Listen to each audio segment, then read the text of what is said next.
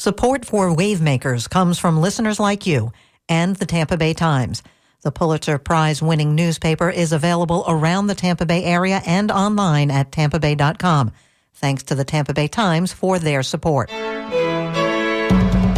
Totalitarian regimes mobilize populations, regiment them, generally control them in some kind of unanimous goose step. To put it very simply, totalitarianism seeks to mobilize populations. Inverted totalitarianism seeks to demobilize them. That's Sheldon Wallen, and this is Alternative Radio. I'm David Barsamyan.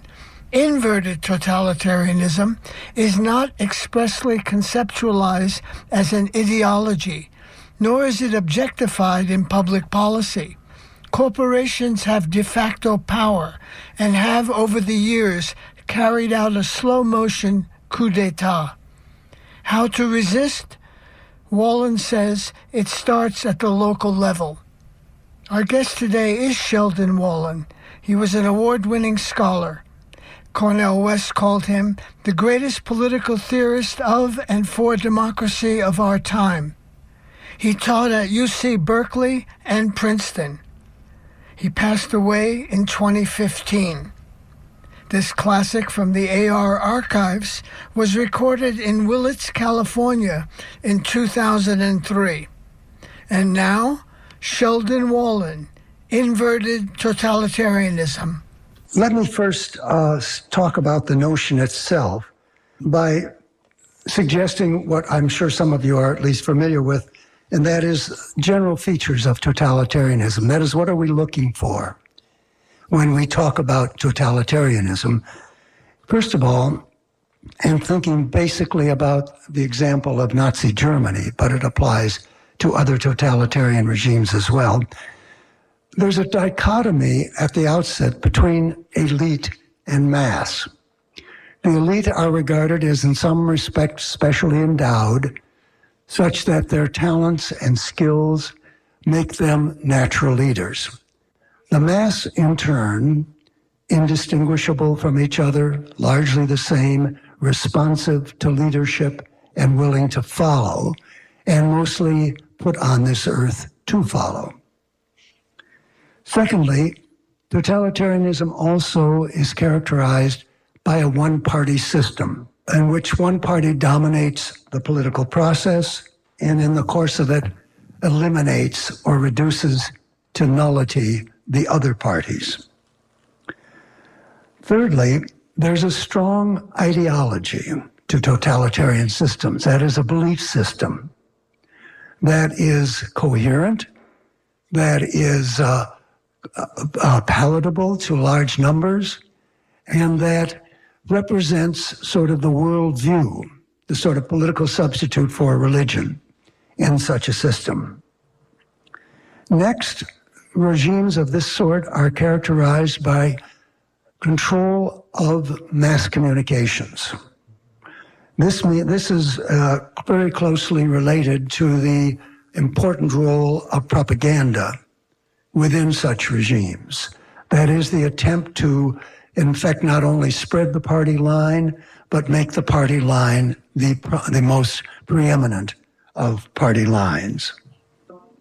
Next, there's the use of terror by such regimes. Now, it's important to remember that the Nazis didn't set about torturing and killing everybody. The important point was to instill a certain amount of fear, generalized fear, in a population, but not so deep-rooted or so deep-seated as to paralyze the population.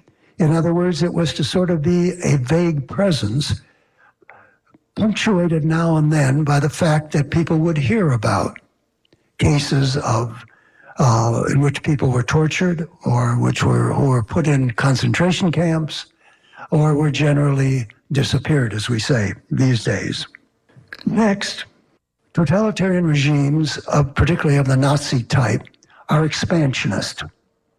They tend not to remain contained within the boundaries of their system, but rather there's a certain dynamism that takes them outwards. But that's accompanied by treaty violations, and a general tendency, particularly marked in the case of Germany, to launch wars on the flimsiest of pretexts, to invade a Poland, claiming Poland's going to attack Germany, invading Czechoslovakia because you claim that a German population in Czechoslovakia is being badly treated, and on and on. The Dutch are a threat, the Danes are a threat, the Scandinavians are a threat. So that the pretext on which foreign wars are fought are ones in which the regime takes the initiative and which, by most rational accounts, there's very little basis for their claims about it. Now, this is closely related to another matter, and that is totalitarian regimes are characterized by the subordination of domestic policy to foreign policy. Foreign policy and its demands financially, its demands in terms of manpower, its demands in terms of resources have the first precedence. And domestic policy tends to be put on the back burner, tends to be relegated to the point where it mostly takes the form of trying to prevent widespread discontent and or rebellious or mutinous feelings among the populace. They are societies in which military virtues are exalted, in which heroism, manliness, willingness to die, willingness to sacrifice are not just virtues, they're preeminent virtues, exalted virtues. Now, turning from then this sort of general sketch, let me now try briefly to say what I mean by the inverted totalitarianism. What I mean by that is this, that a political system can approach or even imitate a totalitarian system without not only seeming not to be a totalitarian regime, but even professing to be the opposite of a totalitarian regime. Now, that's not an easy point to make, but it's going to be crucial, because if we take, for example, the question of elections, under the Nazis, elections were mostly staged, that is, managed, controlled, and in which the choices were very few, in fact, non-existent. So that elections really became plebiscites. That is, they became yes or no's, with the no's not even counted. In other words, elections could be manipulated, were manipulated, and consequently the regime nonetheless could claim that they had popular support.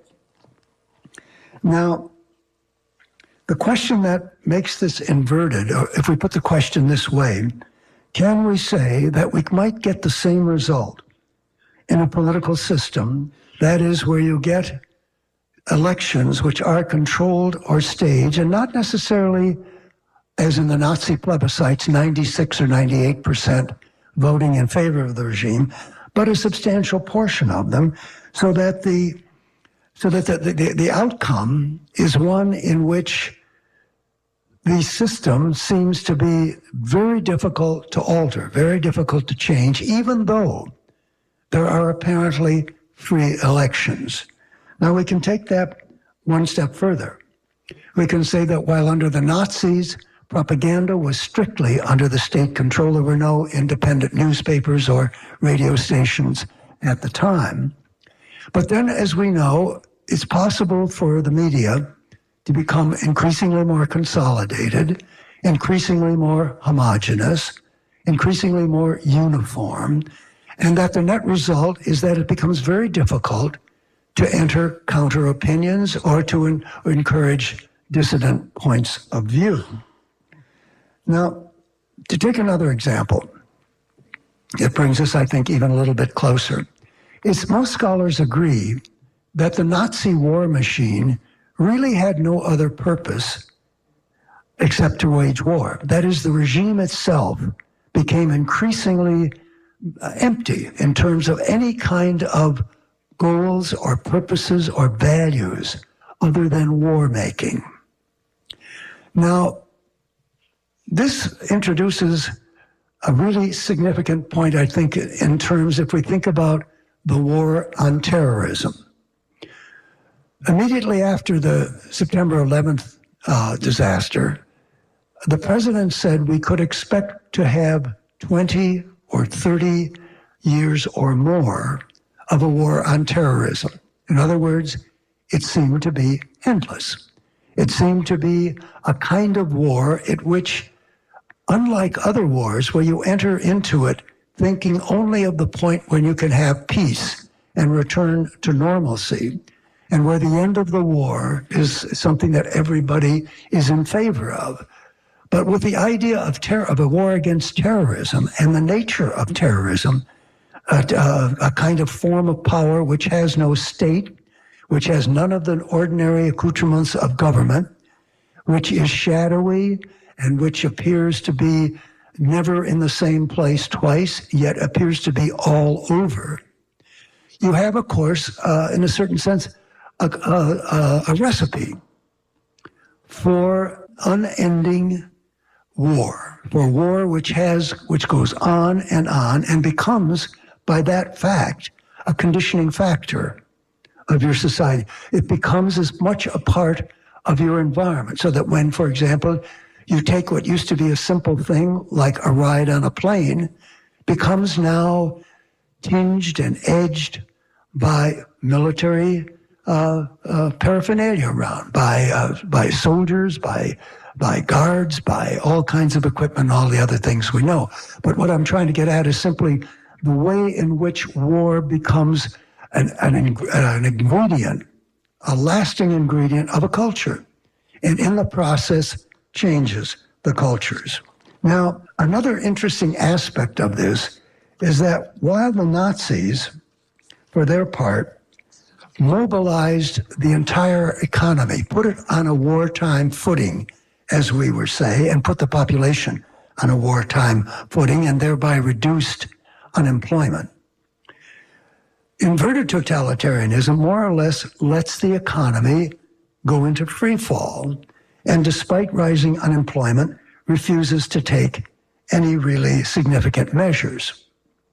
In other words, there's a certain element which an economy that produces, in many ways, an element of fear continuously, the kind of fear that comes, for example, not only from depression, but also from loss of jobs, downsizing, a rapidly changing market, which makes old skills, former skills outdated and anachronistic, so that the society again becomes something in which you don't want to cure unemployment. You don't want really to have full prosperity, because that takes away an edge from the society that's produced by the prevalence of fear, even if it's often unexpressed, even if it's often sublimated and repressed. When did I start thinking in this, what might seem to some as an extreme way? I think my starting point was that I don't believe the things I am talking about as inverted totalitarianism began with the Bush administration. It didn't begin yesterday or the day before. Now, that's by way of preface to something that occurred to me when if you can take your memory back a bit, when our society and the rest of the world entered the new millennium. You recall the larger number of celebrations about the new millennium and how we're entering a new world and everything's going to be rather different. It struck me at the time that what was involved there was not simply looking forward, but forgetting. That is, forgetting what had happened in the previous century, the 20th century. Now, the 20th century, in many ways, was a terrible century. It's the century not only of 2 world wars, a spate of dictatorships in Italy, in Germany, and a quasi-dictatorship in Spain, and of course, the Stalinist regime in the Soviet Union. But it was also the time of holocausts and gulags. It was the time of Korea and the Korean War, the time of Vietnam, and the killing fields of Cambodia. It's a century in which there is a lot of slaughter, a lot of destruction, and especially wreaked on civilian populations, not just soldiers dying in battle. The main thing about modern wars is that civilian casualties far, far outweigh military casualties. Now, in fighting these wars, the United States began to become a mobilized society because it had to defeat highly mobilized dictatorships, as in World War II. So the system, I think, began to change. For example, during World War II, there was universal conscription, there was wage and price controls, there was rationing of food and fuel, there was direction of the labor force, and of course, a great surge of patriotism, of nationalism, all in the name of national unity, which of course led at one point to the relocation of the Japanese Americans. Then as soon as World War II was over in 1945, without scarcely missing a beat, the United States proclaimed a Cold War against the Soviet Union. Now, at the same time, that something was happening, though, that was different, that was proven in the Cold War and proven again in Korea and proven again in Vietnam. And that was that you could fight wars of a certain kind without really bothering the population. Neither the Korean War, nor the Vietnam War, nor the Gulf War, nor any of those wars really imposed sacrifices on the population, unlike the German example, where the population suffered severely, where they were often short of food, short of fuel, short of housing, and so on and so forth.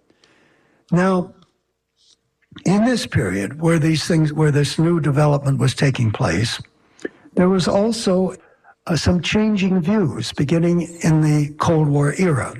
Views about civil liberties, views about loyalty, views about patriotism, which found their way into loyalty tests and found their way into blacklists, and in general produced something in American society which, except for the brief so-called Red Scare following World War I, really had very little precedent.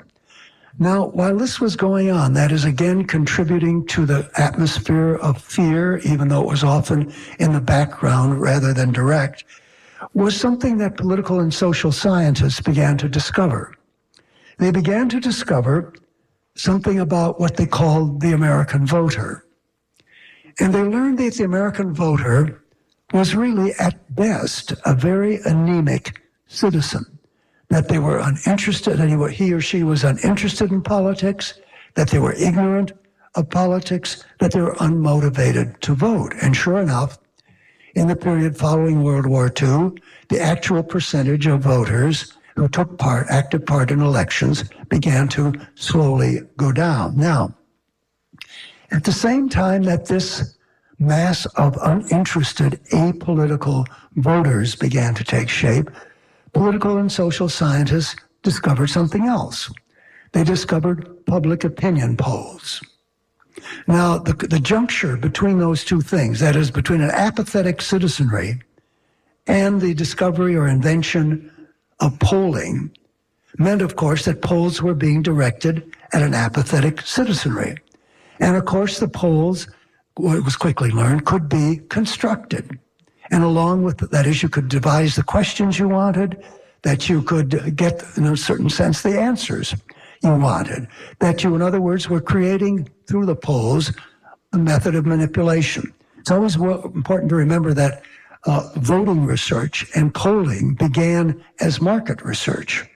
It began at the University of Michigan, where the Survey Research Center basically got into business by business, that is, conducting marketing surveys, so that the voter and the consumer became, again, almost interchangeable items.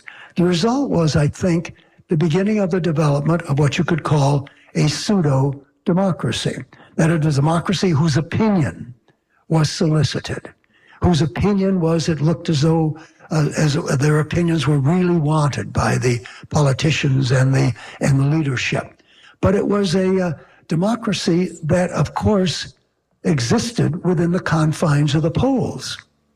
And the polls were usually of such a nature as to, for one reason or another, to edge out discontents, except when they were so widespread that they couldn't be ignored, but to also be very indifferent to minority opinions and be very indifferent to emerging protest movement. Now, the Vietnam War is interesting because it seemed to bring these proceedings to a halt. Not only was there widespread opposition to the war, but there was also, as we know, a stinging defeat for American power. But the war also, at the same time, reinforced this lesson that I mentioned a few moments ago, that you could have a very big war, lots of casualties, without really seeming to disturb people in their ordinary pursuits. The war was distant, it was remote, it was only brought to you by television, but your life wasn't really disrupted unless you had the misfortune to have a member of your family in the draft. Now, this meant, this war, you could fight that war without really resorting very much to truly universal conscription. As we know, getting out of the draft was a major preoccupation of young people, young men in this period. That the end result was a military composed to a significant degree, out of proportion to their place in the population, of minorities, of racial minorities and cultural minorities, and also that it was a class army in an important degree.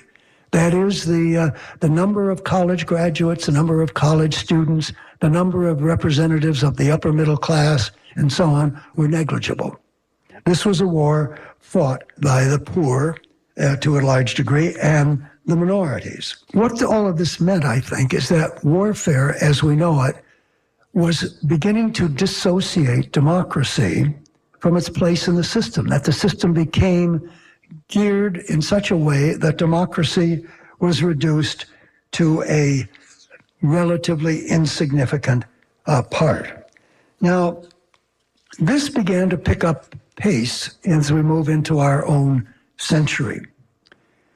There was an interesting comment which the New York Times carried when a New York Times reporter asking people about their opinion of the Bush foreign policy, Bush II.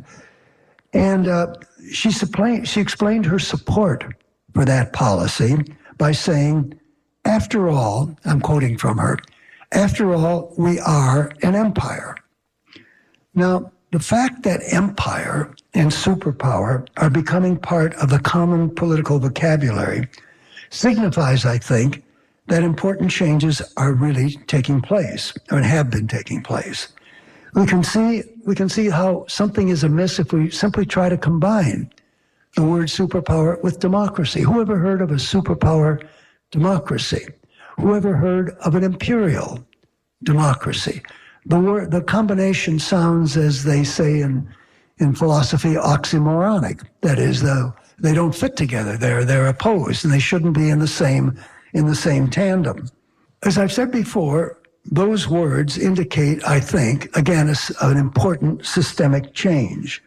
And changes have been taking place. Let me outline some of those changes with an eye towards trying to suggest how they fit into a more or less of a inverted totalitarianism. First, the presidency. Wars, and even these kind of wars that I've been talking about, expand presidential power. We know that from as recently as Vietnam, where Congress did what it did with the war against Saddam Hussein. That is, they virtually gave the president a blank check. Now, it's well to recall the words of Abraham Lincoln. Lincoln said at one point that no one man should hold the power of taking the nation into war. And that's virtually, of course, what we have done. Now, this has been accompanied, of course, by the weakening of the legislative branch, the branch which traditionally was supposed to be closest to the people. And what has happened here is that representative institutions have been short-circuited. They've been short-circuited by the new array of lobbyists, by the new array of pressure groups, by the infusion of vast amounts of money. The result is that representatives, senators, and members of the House are more beholden to those people than they are to their constituents. So that in that contest between president and legislature, it's sort of no contest. That the weakening of one is accompanied by the strengthening of the other. Now, equally important, if not more important, is something else that I think has been less publicized, and that is the transformation of the party system. We're supposed to have, according to the textbooks, a two-party system. And in a two-party system, the function of one party is to govern. The function of the other party is to serve as an opposition party. And serving as an opposition party means offering an alternative that's more or less clear, that stands in significant opposition to the other party. Now, what I'm about to say, I don't mean to discourage any of Republicans among you, but I do want to say that the Republican Party, really since the Reagan administration, has transformed American politics. They've transformed it systematically by organizing a strong and significant ideology, by systematically developing not only party organization, but also developing support groups of various kinds. There are numerous young Republican groups. There are numerous groups named after the Federalists or named after James Madison and so on. In other words, it's a new phenomenon in America because the Republicans, unlike the Democrats, not only can govern on the basis of a fairly coherent ideology that's systematic, but they also, unlike the Democrats, they are a good, in quotation marks, opposition party. When they are in opposition, they oppose. Now, whatever you might think of that opposition, it at least preserves the idea of an alternative. But on the other hand, what has also happened, the Democrats have gravitated towards the center. And the so-called left of the Democratic Party is, except at election time, inconsequential. Now that means that, in effect, the Democrats have conceded that the one major important development in the last 40 years or so, and that is the Republican Party has won over the country to a basically conservative ideology. Now, I'm not trying to say that critically, I'm trying to state it as a fact. It is a more conservative society, and we owe it almost entirely to the efforts of the Republican Party and like-minded conservative groups, religious groups of sort of a similar kind. Now, the result is that as a result of the Republicans being a gung-ho party and the Democrats being feckless, is that you virtually have a one-party system, even when the Democrats are in office. I mean, Bill Clinton was a centrist, and the centrists said, we are going to be fiscally responsible and conservative on financial matters. There's little to separate the Democrats from the Republicans. As a result, there's no significant opposition party, which, as we pointed out before, is related to the character of totalitarian system. Then there's that equally important phenomenon, the politicization of the court system. Republicans, as we know, have systematically prepared judicial nominations. They have summer seminars for judges, including Supreme Court justices, where the virtues of the free market and conservative ideology are taught and expounded. They carefully groom and prepare candidates not only for positions on courts, but also in the district attorney system. Now, that development is, of course, important because our system, theoretically, depends on checks and balances. The notion, I think, of an independent court, ideologically independent, is clearly something of a mythology, but it's an important change. Media concentration is also another building block of this thing, and I don't have to belabor that point. We all know what it means, but it means once more the diminishing of alternatives, the suppression of alternatives without taking people to concentration camps or beating them up or even forcing them to do things they wouldn't want to do. You're listening to Sheldon Wallen on Inverted Totalitarianism. This is Independent Alternative Radio. For copies of this program, call us 1-800-444-1977. That's 1-800-444-1977. Or go online, our website, alternativeradio.org. The homogenization of opinion that follows from this, I think, begins to look more and more like what it means to live in a system where a dominant ideology is really dominant. Other developments which contribute to that, not the least of them, is the changes in universities. This is a very important development which probably hasn't received the attention it should have. But universities now are very, very deeply penetrated by corporations. In MIT, for example, corporate types sit on the faculty as regular faculty members without really being faculty appointments. There similarly are cooperative research undertakings between corporations and universities. Now what's important about that is it's one more tendency to undermine intellectual independence.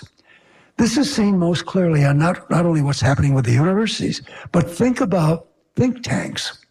Think about the fact that most of the think tanks in the country are bankrolled by corporations. The vast majority of them are conservative. The vast majority of them are Republican.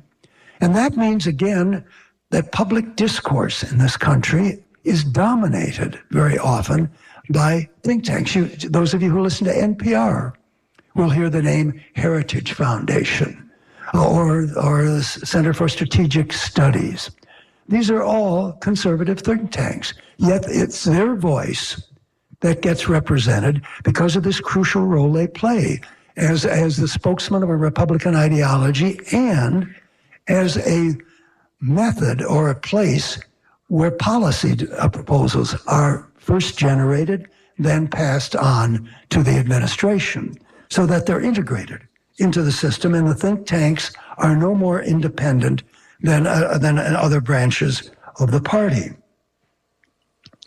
Now, I do want to stress that the inversion of totalitarianism, as I've called it, is perhaps nowhere more strikingly displayed than in the fact, on the one hand, totalitarian regimes mobilize populations, regiment them, generally control them in some kind of unanimous goose step. But what was interesting, you recall that in the immediate aftermath of the September 11th incident, the president told the country, and I'm quoting from him, "Fly, consume, spend, and unite." Now, if you're at a war, as the war on terrorism was supposed to be, what you want is sacrifice and pull together. Let's all pitch in. But the president didn't ask anything of us. He told us to consume. The only thing he asked of us, chillingly, was, of course, to inform if we saw suspicious-looking people. But again, what I'm trying to get at, to put it very simply, totalitarianism seeks to mobilize populations. Inverted totalitarianism seeks to demobilize them, seeks to keep them in a demobilized condition, which is exemplified not only by this example that I have given, but also by the kind of apathy which afflicts the public, and which there's no real effort on the part of political parties to generally attempt to affect. Now, this situation, let me close now by saying, it's not easy to say what is to be done, because it's a system that's in position now, not simply something, one incident or one development or one tendency that's occurring. It's a combination of elements. And I don't think it's an exaggeration to call it critical totalitarianism. But then what do we do? Well, I think we have to begin by recognizing something which is sobering, but which I have come to believe more and more firmly. And that is that I think we make a mistake if we think about our political system as a democratic system. And that's not because the people in power are hypocrites. That's not it at all. It's rather that I don't think it's possible for democracy to be a political system under present conditions. That is to really overlay the whole thing, society, economy, government. The reason for that is democracy, I don't think, can govern a huge, complex society such as ours. And I think the day is past when it can. Now, there's also one other thing that contributes to that. And that is, it's a remark, if I can quote a remark of Aristotle.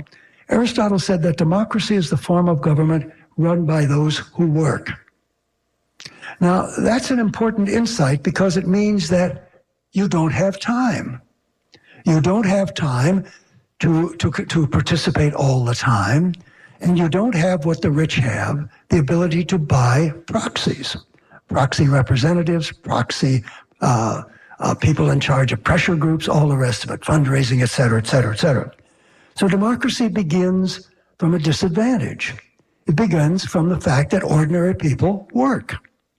And that means that their political possibilities are from the outset severely restricted. What that means, I think, are two things. One, I think you have to think of democracy, I think, first of all, as basically an opposition movement. That it's that getting into power is going to be a rare occurrence the higher up you go in the hierarchy, higher up from local to county to state to federal. The higher up you go, the less the possibility of genuine democracy. You may get representative government or touches of it, but you won't really get democracy because you're, in a certain sense, undercutting the whole point. The whole point being that if democracy is based on those who work should also be in power. Now, it follows from that, I think, that the democratic citizen has to be viewed as someone who does work, but who can find, nonetheless, opportunities to take part. And that means, I think, we get back, even though it may seem trite to say so, we get back to localism. The only thing in which we can really comprehend, both in our energies and even in our intellects, are things that lie closer to us, that we know something about, and that which are not of sufficiently large scale to overcome all the disabilities of democracy. That's not a cheery prospect, and I'm not cheerleading, because I think it's a relatively grim prospect we face.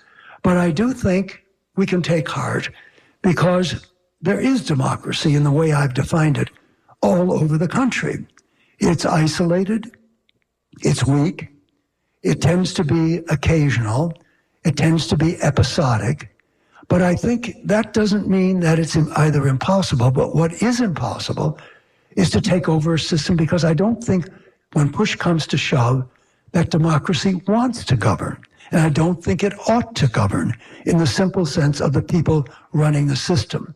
I think instead we have to think in different terms. Thank you. Yeah. I'll be glad to answer questions.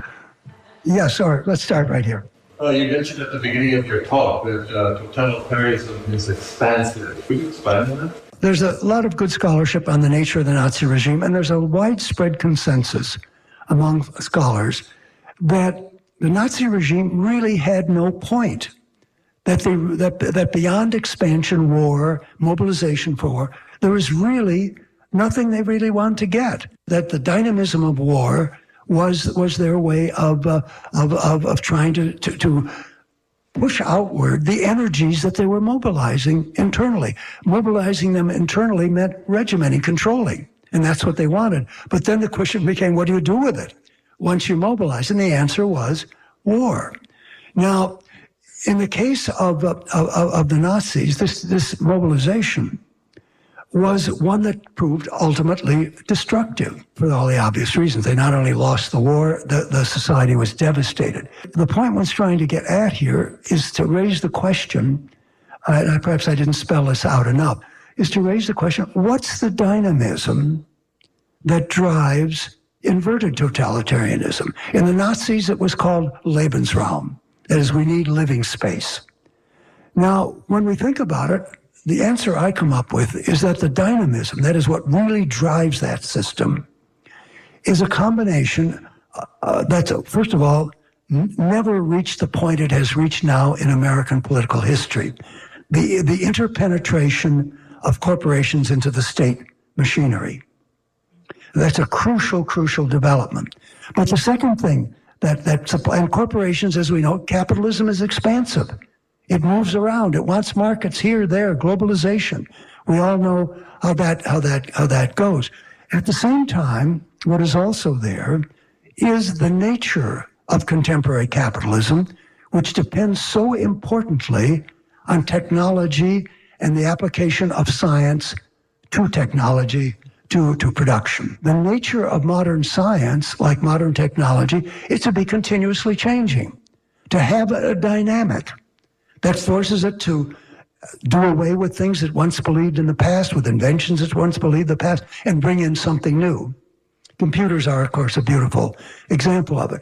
But that kind of dynamism, which with the integration of science and technology into corporations, so that corporations now do more basic research than universities, gives to the American system, I think, the kind of push that the Germans got from other things. You're getting this integration of corporation and state now. Although the favoritism to corporations is an old story in American history, we know that.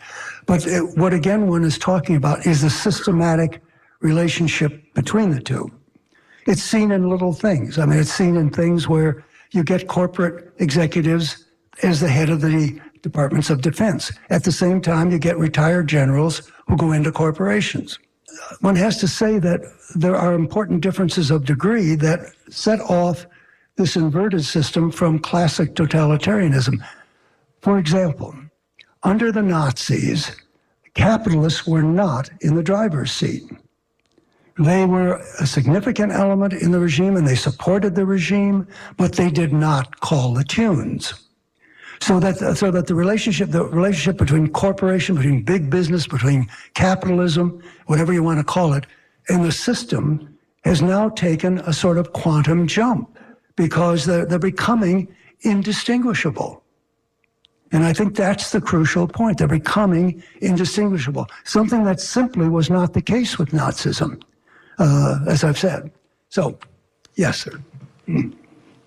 At the end of your speech, you said democracy didn't want to rule and was incapable of ruling. Those are pretty radical statements, not what I expected to hear.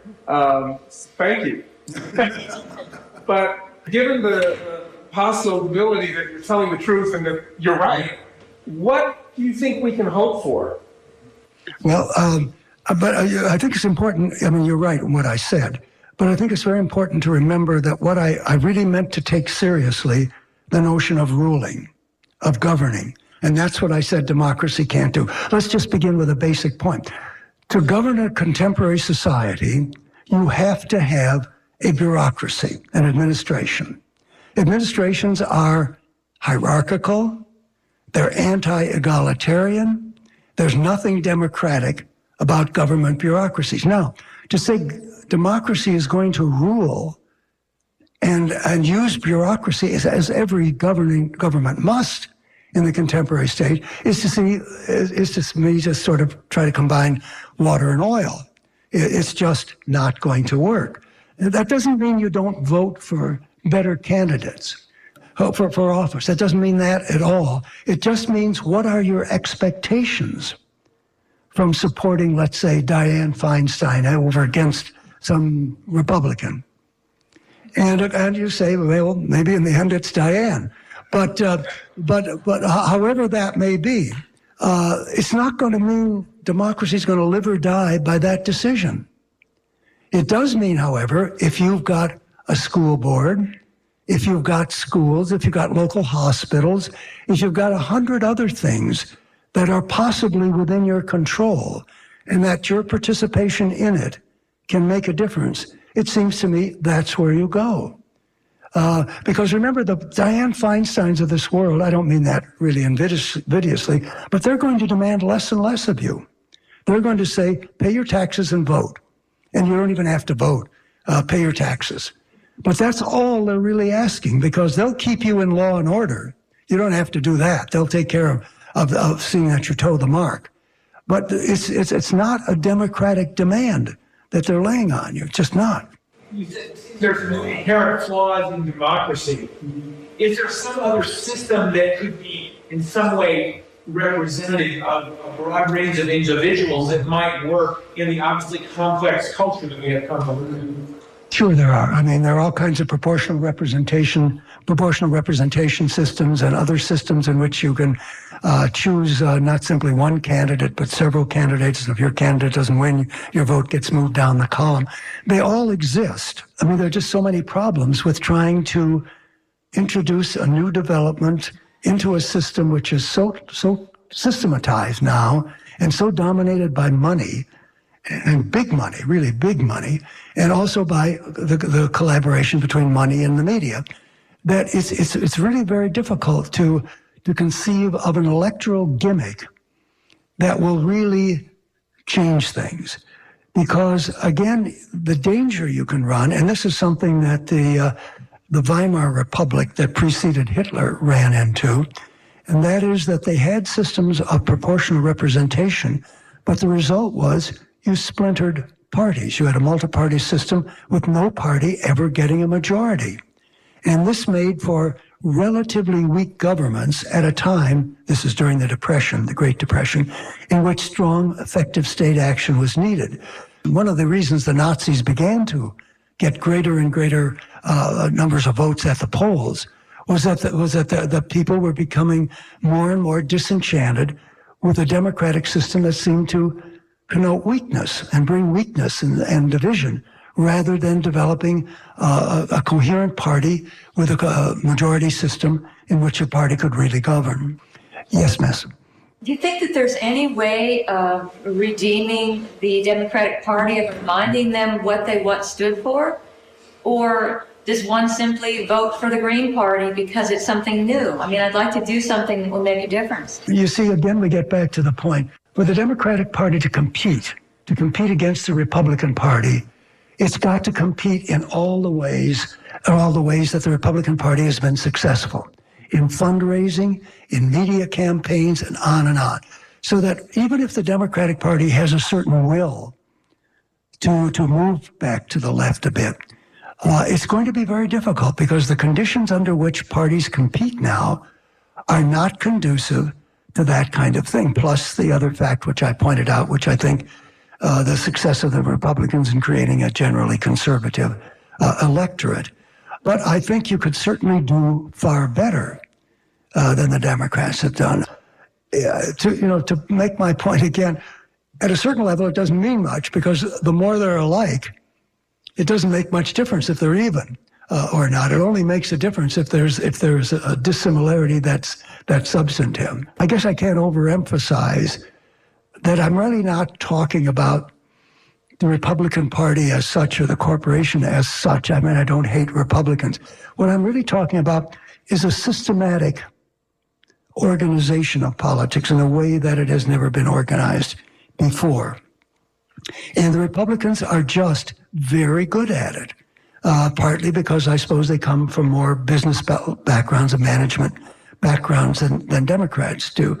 But it's again, one gets driven back to the point that this system would be perfectly delighted if you sort of shrugged your shoulders and said, screw voting. Once you get to that point, it's no longer a contest, because it's very difficult to figure out how you're going to crack it. There have been people who've tried to mount third parties in the last 10, 15 years, and not only Nader but other people as well, and they haven't gone very far because they simply can't compete on the terms that the political game is being played now. They don't have the money. They don't have the media access. They don't have the core of pundits and think tank people to chant for them. It's very, very difficult to. And the history of third parties is just indicates how difficult it will really be to challenge the system on its own ground. Yes, ma'am. You said tonight twice, we really need to be thinking differently. Can you jumpstart us along? I tried to in a couple of ways. I'm trying to jumpstart you to think differently about where we are, and that's really and where we're going. At the end of the talk, I tried to suggest that we start from where we are, and where we are is we're local, and that we've got to not only cultivate that, but we've also got to start thinking about some way to develop larger alliances and larger movements without thinking, I believe, that we need to start at this point a political party, because the terms on which we would have to compete are simply beyond us. That you can't compete with deep pockets and with organizations that work 365 days a year. So that it's all around us. There are things we can do, and it's beginning, to hit home where we should be able to feel it and should be able to realize what's happening, and what's happening to schools under the present budget constraints, what's happening to infrastructures, what's happening to hospitals and medical care. And those are the issues that really affect us, and that affect our children and affect the communities in which we live. But we've got to start with those things, because those are the things in which we can begin with some kind of input, because those school boards are responsive up to a point, and so are boards of supervisors and all the rest of it. There are pressure points we can identify and work at, but it calls for people willing to make more of a commitment, evidently, than we've been able to generate. At bottom, if there's anything important about democratic, small d, it's that ordinary people like all of us really should not be given or shouldn't look for recipes. That it's up to us to devise responses, solutions to what we feel is pressing and urgent in the world around us. That we shouldn't look, that's what a democratic solution is. It's people with ordinary abilities and very ordinary free time at their disposal who can do that, who are willing to think about what could be done to improve the school thing, to improve libraries, to improve this, that, and the other thing. And I think that's part of what makes democracy more than a political system. It's an experience. It's an experience in which you grow with the challenges you're trying to meet, and you don't simply file to the voting booth on Election Day. Thank you.